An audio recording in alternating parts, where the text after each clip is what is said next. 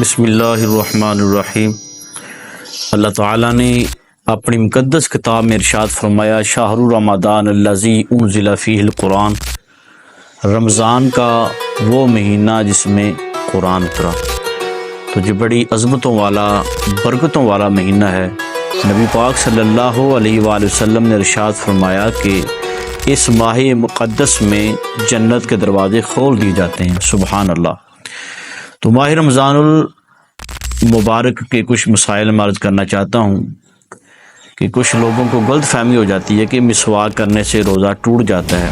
ایسا ہرگز نہیں ہے، مسواک کرنے سے روزہ نہیں ٹوٹتا، اور قے آنے سے، یعنی جس کو ہم الٹی کہتے ہیں، الٹی آنے سے روزہ نہیں ٹوٹتا۔